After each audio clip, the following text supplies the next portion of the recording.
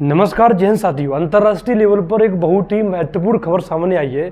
खबर ये है कि ईरान के राष्ट्रपति अब्राहिम रईसी का हेलीकॉप्टर क्रैश में निधन हो गया है।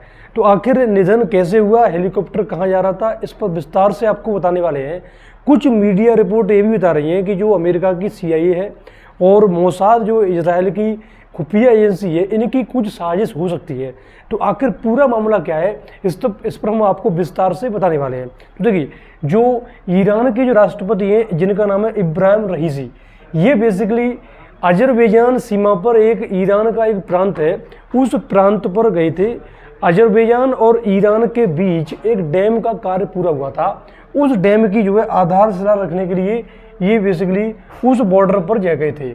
यहाँ हम आपको दिखाने का प्रयास कर रहे हैं, ये जो सीमा है ये ईरान की है, इसके बीच में यहाँ है अजरबैजान। इसी जगह पर एक डैम का उद्घाटन होना था दोनों देशों की सहमति से।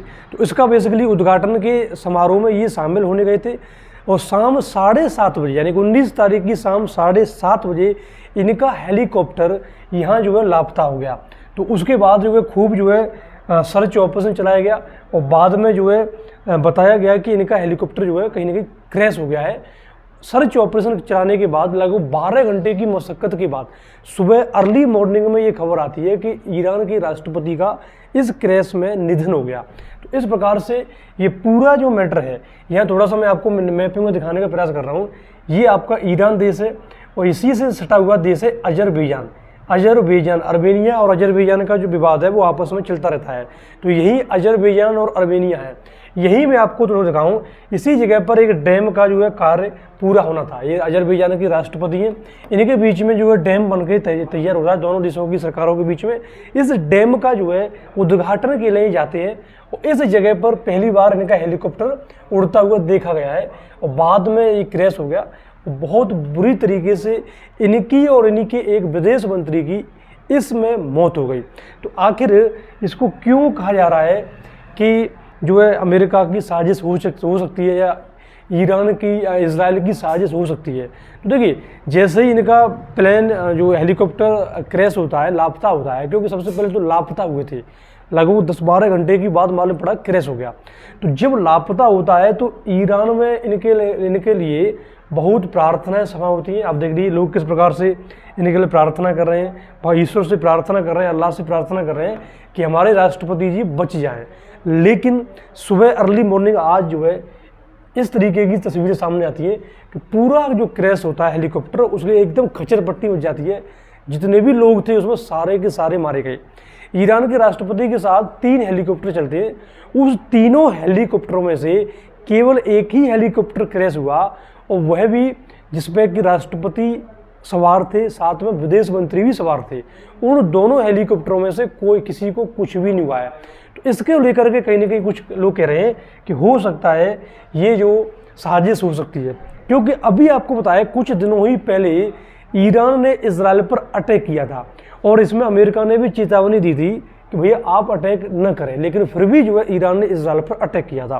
तो यहाँ कहीं ना कहीं यही कयास लगाया जा रहा है कि हो सकता है कि इसमें अमेरिका की साजिश हो या जो आपका इजराइल का जो खुफिया एजेंसी मोसाद है उसकी साजिश हो, है ना।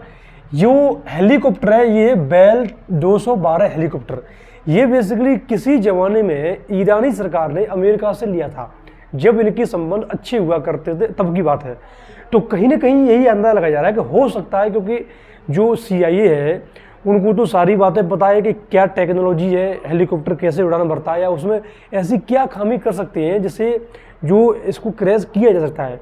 क्योंकि जब ये वापस लौट रहे थे इस जगह से, जब वापस लौट रहे थे तो इनको टेक ओवर लैंड करना पड़ा, यानी कि रास्ते में लैंड करना पड़ा। लैंड करने के चक्कर में कोई तकनीकी खराबी आई होगी, लैंड करने के चक्कर में ये कहीं ना कहीं क्रैश हो गया। तो इस प्रकार से इनकी जो है बहुत बुरी तरीके से मौत होती है। तो अब एक प्रश्न और उठता है कि अगर इनकी मौत हुई, क्योंकि राष्ट्रपति मर गए, राष्ट्रपति के बाद जो ईरान की जो सरकार है उसको संचालित कौन करता है। तो हम आपको बता दें, ईरान में जो राष्ट्रपति होता है वो दूसरे नंबर का हेड होता है, सरकार के स्तर पर दूसरे नंबर का हेड होता है। पहले नंबर पर जो हेड होता है वो होता है सुप्रीम लीडर, जिसका नाम है अयातुल्ला अली खुमैनी। ये ईरान का सुप्रीम लीडर है यानी कि धार्मिक नेता भी कह सकते हैं, सारी पावर इसी के पास होती हैं। इससे नीचे सारी शक्तियाँ होती हैं। क्या क्या शक्तियाँ होती हैं? यानी कि आप मान लीजिए इसने कोई भी निर्णय दिया तो इस निर्णय को कोई नहीं बदल सकता।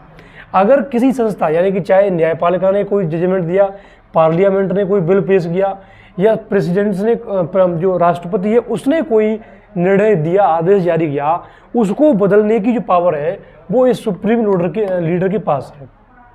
लेकिन जो राष्ट्रपति होता है वही सारे काम करता है। सुप्रीम लीडर बेसिकली वास्तविक शक्तियाँ इसी के पास है, सारी पावर है, लेकिन एक्टिव ज़्यादा तरीके से नहीं होता, क्योंकि सुप्रीम लीडर ना तो कहीं देश से बाहर जाता है, देश में भी इसके ठिकाने कहाँ हैं, कहाँ रहता है, किस बिल्डिंग में रहता है, वो भी किसी को नहीं मालूम, क्योंकि बहुत गुप्त तरीके से रहता है।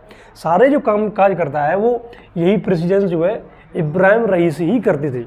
हालांकि सरकार के स्तर पर बात करें तो क्योंकि सुप्रीम लीडर है अभी, तो सरकार वहाँ चलती रहेगी। बाकी बाद में उपराष्ट्रपति को भी राष्ट्रपति बनाया जा सकता है, तो उसको लेकर के कोई खास जो है समस्या होने वाली नहीं है। तो इस प्रकार से अभी जो है खबर आ चुकी है कि राष्ट्रपति का जो प्लेन क्रैश हुआ था उसमें उनकी मौत हो चुकी है। तो ये थोड़ी सी जो खबर है ईरान के लिए, और खासकर जो है भारत ने भी इसमें संवेदना व्यक्त की। रूस हो गया, चीन हो गया, जितने भी कंट्रीज़ हैं उन सभी देशों के राष्ट्राध्यक्षों ने बाकायदा संवेदना व्यक्त की। तो इस प्रकार से अब लेट्स सी आगे क्या होता है। अगर बाई चांस कभी इसका हाथ, क्योंकि जब अगर इसमें जो है इसकी जांच होती है या कुछ भी ऐसी कोई कमेटी बनती है, उस कमेटी में पाया जाता है कि इसमें जो है CIA या इजराइल की मोसाद का हाथ है, तो भाई साहब ये पक्का है कि ईरान काउंटर अटैक पक्का करेगा। ये बिल्कुल डेफिनेटली पक्की बात है। और लेट्स सी आगे क्या होता है, जो भी अपडेट होगी हम आपको देते रहेंगे। इसी के साथ आप सभी लोग नए हों तो चैनल को सब्सक्राइब जरूर कर लें, और जो है शेयर और कमेंट करके जरूर बताइएगा। चलिए इसी के साथ नमस्कार, बहुत बहुत धन्यवाद। जय हिंद, जय भारत।